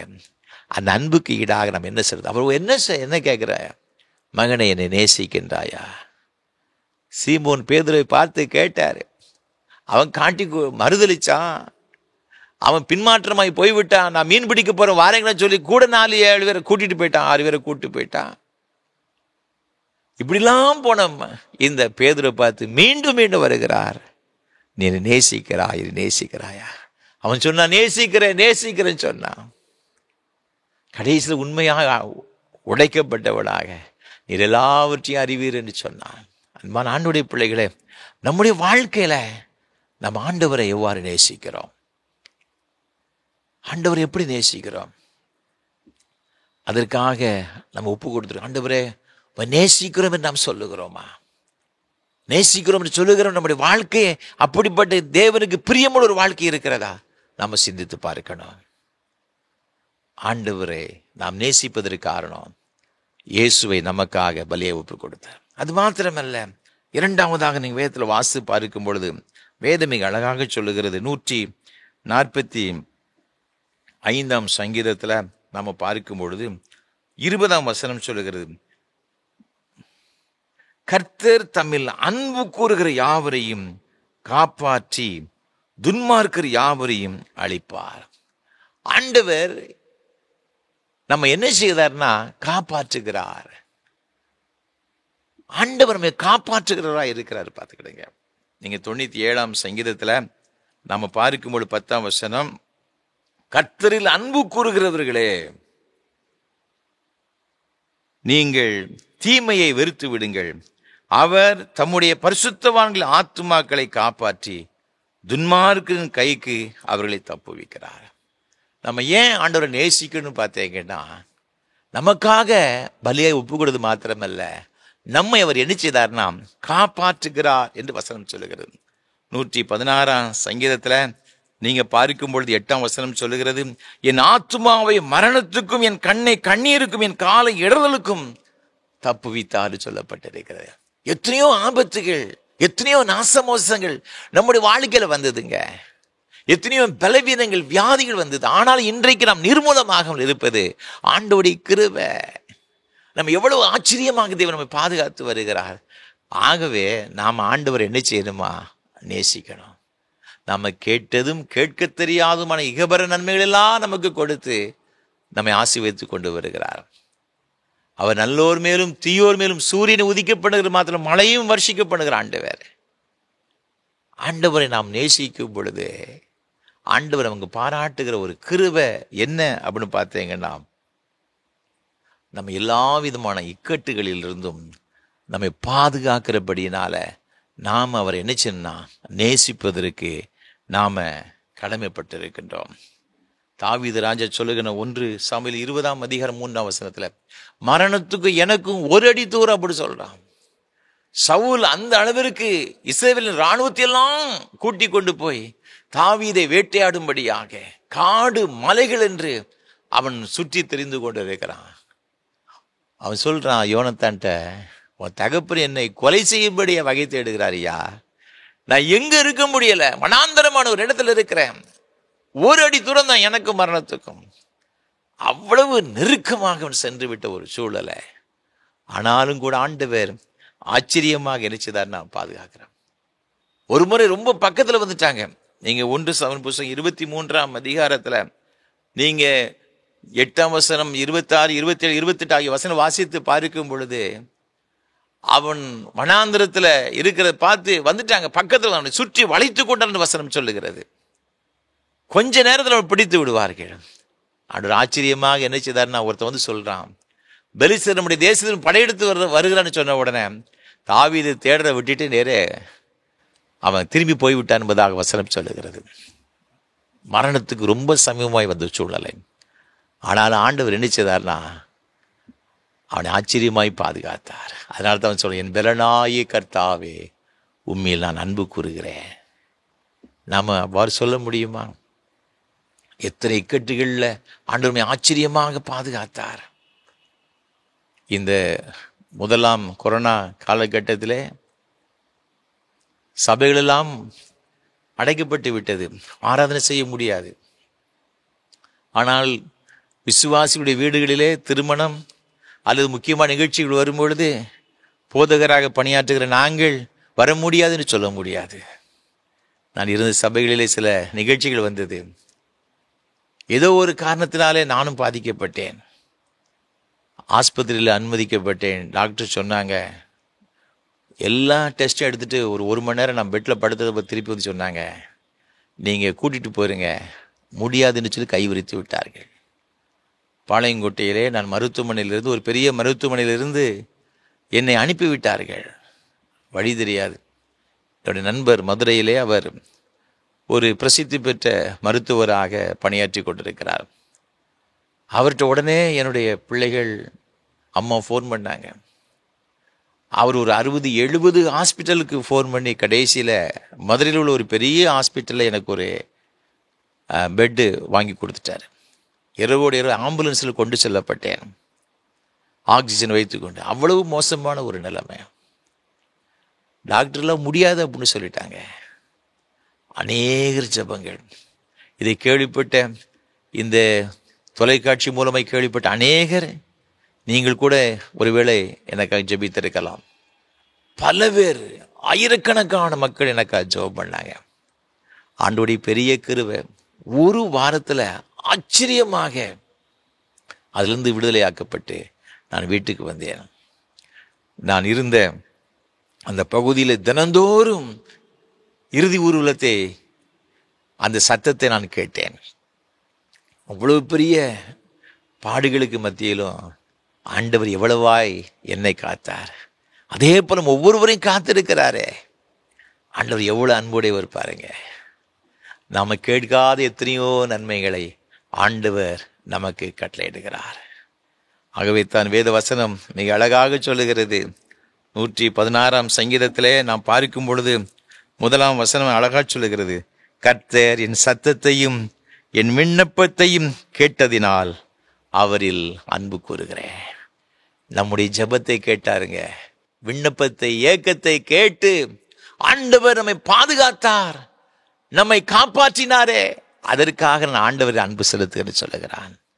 அன்பான ஆண்டவருடைய பிள்ளைகள், நமக்காக இயேசு மரித்ததினால் மாத்திரமல்ல, நம்முடைய பாவங்களுக்காக தம்முடைய ஜீவனே கொடுத்து மாத்திரமல்ல, நமக்கு வந்து எல்லா விதமான சோதனைகளுக்கு மத்தியிலும், ஆபத்துகளுக்கு மத்தியிலும், மரண கட்டுகளுக்கு மத்தியிலும் நம்மை காப்பாற்றினபடியினால ஆண்டவருக்கு நாம் என்ன செய்யணும்னா நன்றி செலுத்தும்படியாக, ஆண்டவரை நேசிக்கும்படியாக அழைக்கப்பட்டிருக்கிறோம். அப்படி என்றால் ஆண்டவரிடத்தில் நாம் எப்படி அன்பு செலுத்த வேண்டும்? அதை ஒரு சில காரியங்களை சுருக்கமாக நான் சொல்லி நிறைவு செய்ய விரும்புகிறேன். ஆண்டவரிடத்தில் அன்பு செலுத்துகிறது என்ன? முதல்ல நீங்கள் வாசித்து பார்த்தீங்கன்னா அதே 97ஆம் சங்கீதத்தில் 10ஆம் வசனம் சொல்லுகிறது, கர்த்தரில் அன்பு கூறுகிறவர்களே தீமையை வெறுத்து விடுங்கள். ஆண்டவரிடத்தில் அன்பு கூறுகிறவங்க என்ன செய்யணும் பார்த்தீங்கன்னா தீமை என்ன செய்யணுமா? வெறுக்கணுமா? ஆண்டவரை நேசிக்கிறேன் அப்படின்னு சொல்லிட்டு தீமை செய்து கொண்டிருக்க கூடாது. ஏன்னா அந்த 5ஆம் வசனத்தை வாசித்து பார்க்கும்போது 4ஆம் வசனம் சொல்லுகிறது, நீர் துன்மார்க்கத்தில் பிரியப்படுகிற தேவன் அல்ல, தீமை உம்மிடத்தில் சேருவதில்லை. ஆண்டவர்கிட்ட ஒரு நாளும் தீமை என்ன செய்யாதான்? சேராதான். அவர் துன்மார்க்கத்தில் பிரியப்படுகிற தேவன் அல்லவே அல்ல. ஆக ஒருவன் ஆண்டவரை நேசிக்கிறார் என்று சொன்னால் அவன்கிட்ட என்ன செய்யக்கூடாதுன்னா தீமை இருக்கக்கூடாது. 34ஆம் சங்கீதத்தில் நம்ம வாசித்து பார்க்கும் பொழுது 16ஆம் வசனம் இவ்வாறாக சொல்லுகிறது, தீமை செய்களுடைய பேரை பூமியில் இராமல் அற்று போக பண்ண கர்த்தருடைய முகம் அவர்களுக்கு விரோதமாய் இருக்கிறது. யாரெல்லாம் தீமை செய்கிறார்களோ அவர்கள் பூமி இராதபடிக்க அகற்றி போடுவார் ஆண்டவர். அவர்களுக்கு விரோதமாக முகம் இருக்கிறதாக சொல்லப்பட்டிருக்கு. ஏனென்றால் எந்த ஒரு தீமையும் அவரிடத்தில் என்ன செய்கிறதுனா சேருகிறது இல்லை. அப்போ நாம தீமை செய்யாமல் என்ன செய்யணும்? நன்மை செய்ய வேண்டும். அவைத்தான் நீங்க ஏசாயா தீர்க்கதரிசியின் புஸ்தகம் 1ஆம் அதிகாரத்தில் பார்க்கும் பொழுது இங்கு 16ஆம் வசனம் சொல்லுகிறது, உங்களை கழுவி சுத்திகரியுங்கள், உங்கள் கிரியைகளின் பொல்லாப்பை என் கண்களுக்கு மறைவாக அகற்றிவிட்டு தீமை செய்தலை விட்டு ஓயுங்கள், நன்மை செய்ய படியுங்கள், நியாயத்தை தேடுங்கள், ஒடுக்கப்பட்டவனை ஆதரித்து திக்கற்ற பிள்ளையின் நியாயத்தையும் விதவையின் வழக்கையும் விசாரியுங்கள். அப்போ தீமை செய்கிறதை விட்டு ஓய வேண்டும், தீமை விட்டு விலக வேண்டும் என்று சொன்னால் என்ன? நன்மை செய்ய வேண்டும். நன்மை என்றால் என்ன? நியாயம் செய்ய வேண்டும், ஒடுக்கப்பட்டவனை ஆதரிக்க வேண்டும், திக்கற்ற பிள்ளைகளுடைய நியாயத்தை விசாரிக்கணும், விதவையின் வழக்கை விசாரிக்க. அப்போ மற்றவர்களிடத்தில் அன்பு செலுத்தணும், மற்றவர்களை நேசிக்க வேணும், உதவி செய்யணும், நன்மை செய்யணும் என்று சொல்லப்பட்டிருக்கிறது. இவ்வாறு செய்யாமல் நம்ம எவ்வளவுதான் ஜெபம் பண்ணினாலும் கூட ஜெபத்தை கேட்க மாட்டாராம். அதுதான் 1ஆம் வேத பாடத்துல நாம வாசிக்க கேட்டோம். அப்போ தீமை செய்யாமல் இருப்பது என்ன அப்படின்னு பார்த்தீங்கன்னா நம்ம நன்மைகள் என்ன செய்யணும். தாவீது ராஜா வனாந்திரத்தில் இருக்கும் பொழுது நீங்க வேதத்தில் வாசித்து பார்த்தீங்கன்னா 1 சாமுவேல் புஸ்தகம் 25ஆம் அதிகாரத்தில் அங்கு ஒரு அருமையான நபரை குறித்து சொல்லப்படும் நாபால். இவனுக்கு எவ்வளவு உதவி செய்திருக்கிறான் வனாந்திரத்தில். ஆனா ஒரு காலகட்டத்தில் தாவீதுக்கு அவன் வனாந்திரத்தில் ஒரு 600 பேரோடு கூட சுற்றி கொண்டிருக்கிறான். அவங்களுக்கு சாப்பிடுறதுக்கு ஒன்றும் இல்லை. இது நாபால்கிட்ட போய் கேட்கும் பொழுது நாபால் இது தாவீதை கண்ணா பின்னான்னு பேசுகிறான். நீங்க 9, 10 ஆகிய வசனங்கள் வாசித்து பார்க்கும்போது, தொடர்ந்து உள்ள வசனம் வாசித்து பார்க்கும் பொழுது நாபால் தாவீது தனக்கு நன்மை செய்ததுக்கு பதிலாக கேவலமாக பேசுகிறான். அவனுக்கு பயங்கரமான கோபம் வந்து விட்டது. அந்த 21ஆம் வசனத்தை வாசித்து பார்க்கும் பொழுது, தாவீது தன் ஜனங்களை நோக்கி, அவனுக்கு வனாந்திரத்தில் இருக்கிறதையெல்லாம் வீணாகவே காப்பாற்றினேன், அவனுக்கு உண்டானதில் எல்லாம் ஒன்றும் காணாமல் போனதில்லை, என்றாலும் நன்மைக்கு பதிலாக அவன் எனக்கு தீமை செய்தான். அவன் வனாந்திரத்தில் இருக்கும் பொழுது அவனுக்கு எவ்வளவோ பாதுகாப்பா இருந்தான், எவ்வளவு உதவி செய்தான். ஆனா இன்றைக்கு இவன் ஒரு உதவிக்குன்னு போய் இருக்கும் பொழுது, ஆதரவற்ற நிலைமையில தாவீது இருக்கும் பொழுது அவன் சொன்னான், அவன் கேவலமாக இது தாவீதை தூஷித்தான் என்பதாக சொல்லப்பட்டிருக்கிறது. நன்மைக்கு பதிலாக தீமை செய்தான் என்று சொல்லப்பட்டிருக்க. அப்படி விளைவு பார்த்தீங்கன்னா கடைசியில் இந்த சம்பவம் முழுவதும் எங்களுக்கு தெரியும். நாபால் என்னச்சுதான கடைசியில் அவன் பல வகையில் வாதிக்கப்பட்டு மரித்து போனான் என்று சொல்லப்பட்டிருக்கிறது. அன்பான ஆண்டவருடைய பிள்ளைகளே, உண்மையான ஒரு அன்பு என்பது என்ன தெரியுமா? தேவன் வெறுக்கிற தீமையான காரியங்கள் எல்லாவற்றையும் என்ன செய்யணும்? நாம் விட்டு விலக வேண்டும். அது மாத்திரமல்ல, நீங்கள் யோவான் எழுதின சுவிசேஷம் 14ஆம் அதிகாரத்தில் வேதம் இவ்வாறாக சொல்லுகிற 23ஆம் வசனத்தில், ஆண்டவரை நேசிப்பது என்பது என்னவா?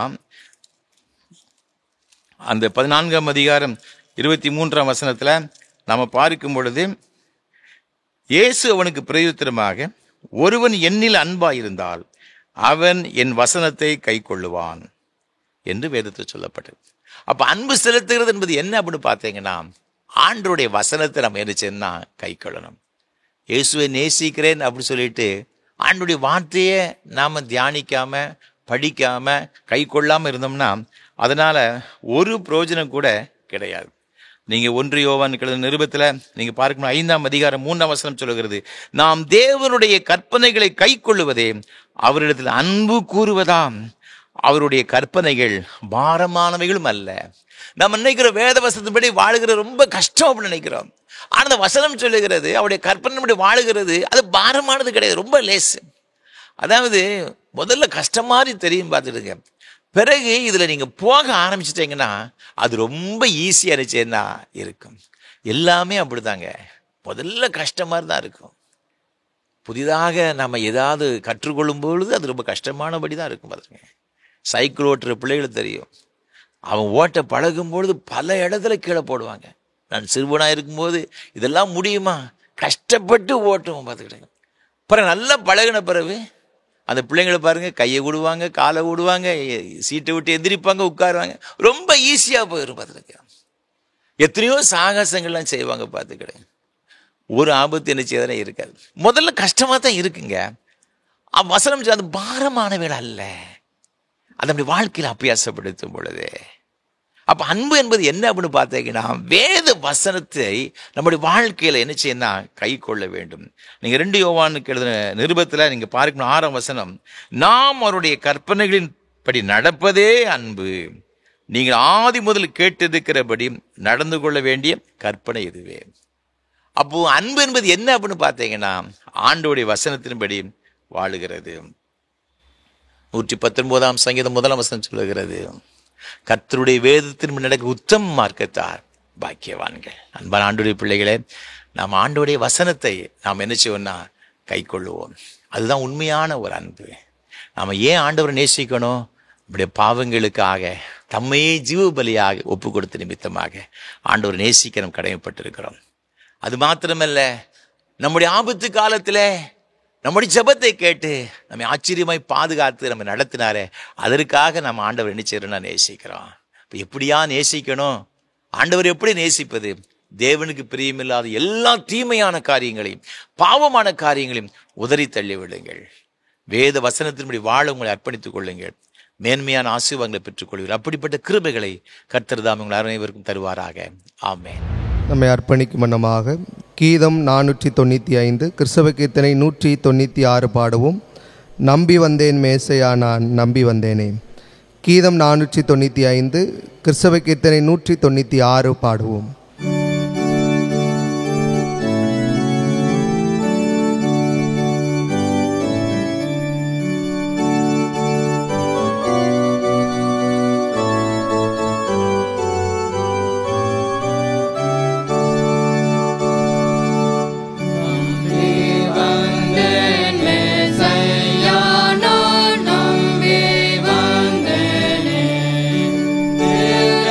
சரணம் சரணம்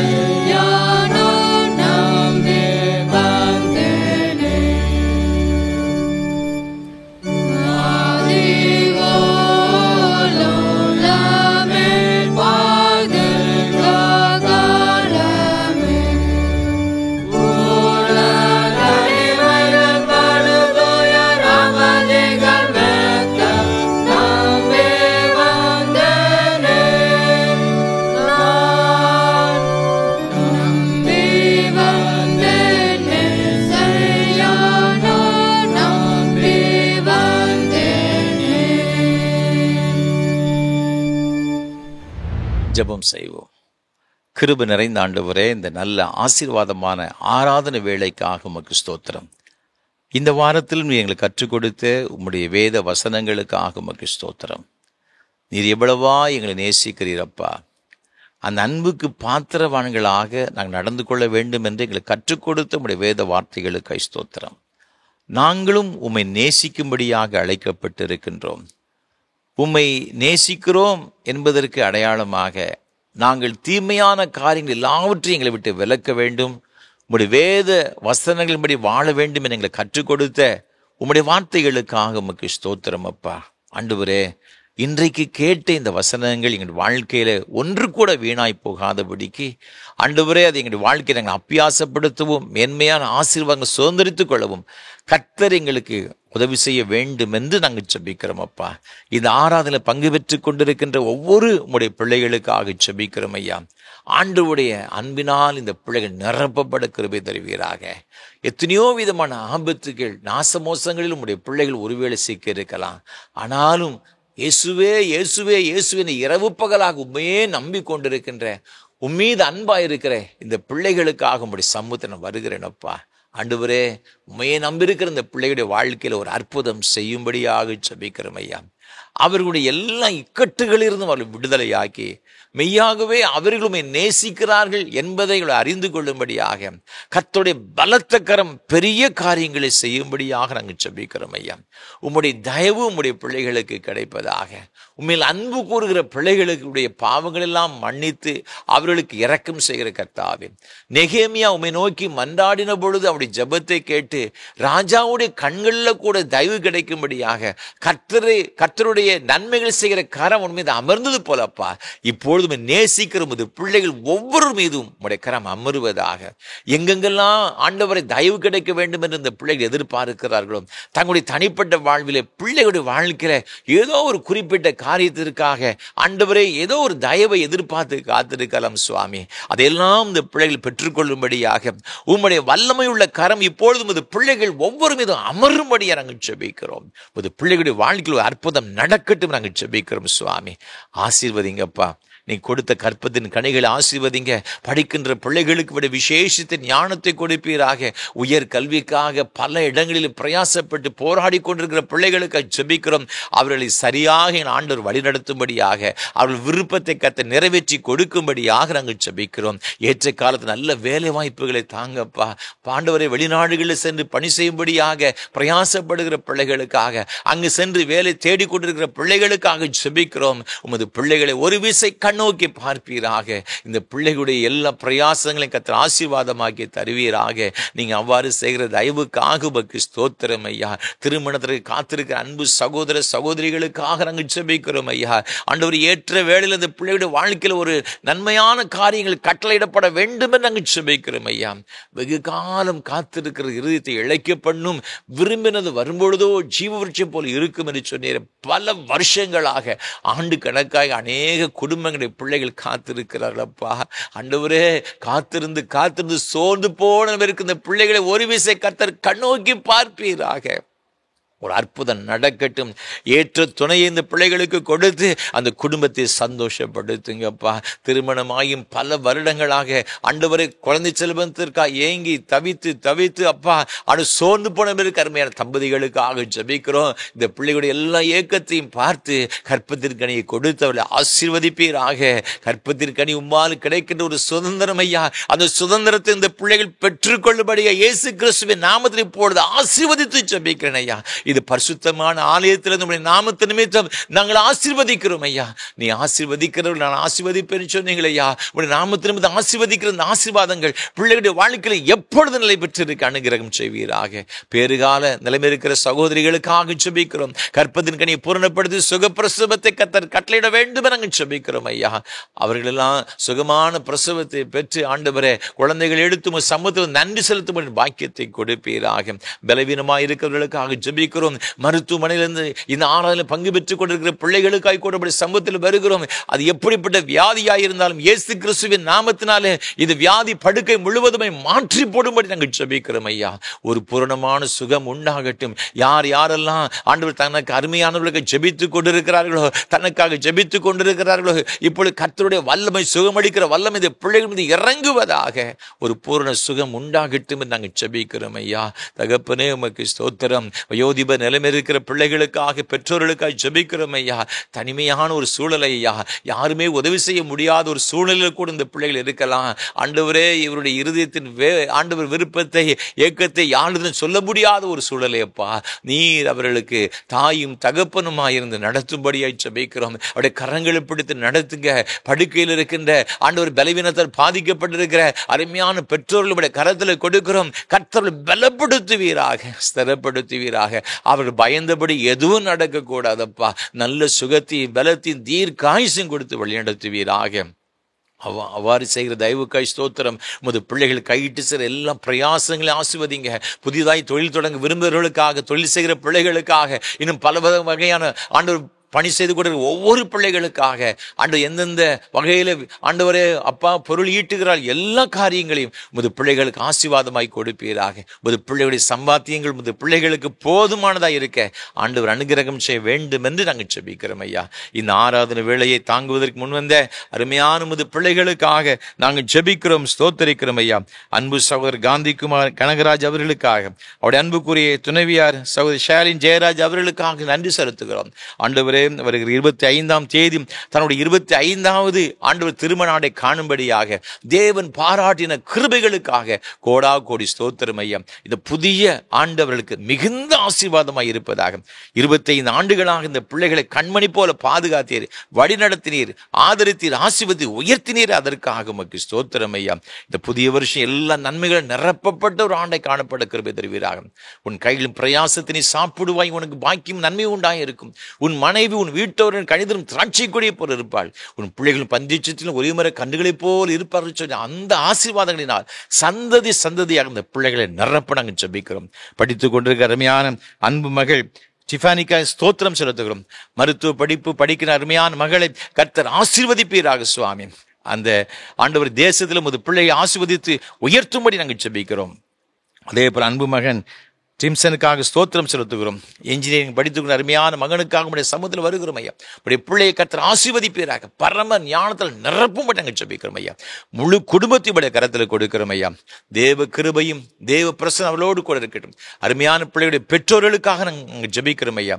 ஆண்டவரே, அருமையான பெற்றோர்களுமே நேசிக்கிற பிள்ளைகள் ஐயா, தாங்கள் உமக்கென்று அர்ப்பணித்து பணி செய்கிற பிள்ளைகள் ஐயா, அவர்களையும் உடைய கிருபைகளை மூடிக்கொள்வீராக. தொடர்ந்து ஆசீர்வதியும். நாங்கள் நினைப்பதற்கு வேண்டி கொள்கிறதுக்கு அதிகமாய் கிரியை வல்லமின் கர்த்தர் பெரிய காரியங்களை கட்டளையிடும். யார் யார் என்ன நோக்கத்துக்கு ஜெபித்துக் கொண்டிருக்கிறார்கள் எல்லா தேவையும் கர்த்தர் சந்தித்து ஆசீர்வதி. இயேசு கிறிஸ்துவின் மூலமாக மிகுந்த தாழ்மையோடு ஜெபிக்கிறோம் பரிசுத்த பிதாவே.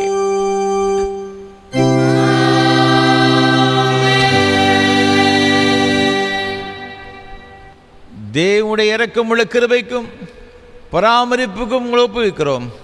கர்த்தர் உங்களை ஆசீர்வதித்து காக்கடவர். கர்த்தர் தம்முடைய முகத்தை உங்களை பிரகாசிக்க பண்ணி உங்கள் மேல் கிருபை இருக்க கடவர். கர்த்தர் தம்முடைய முகத்தை உங்களை பிரசன்னமாக்கி இப்பொழுதும் எப்பொழுதும் உங்களுக்கு சமாதான சந்தோஷம் நீடிய சுக வாழ்வு கட்டளையிட கடவர்.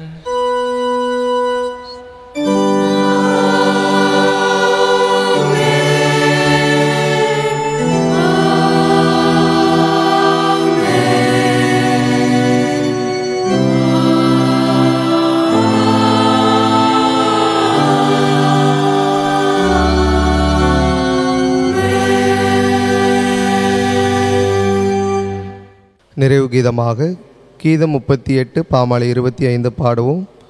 கத்தாவே இப்போ உம்மை தொழுதோம், ஓர் மீத்தெழுந்து கீதம் பாடுவோம். கீதம் 38 பாமாலை 25 பாடுவோம்.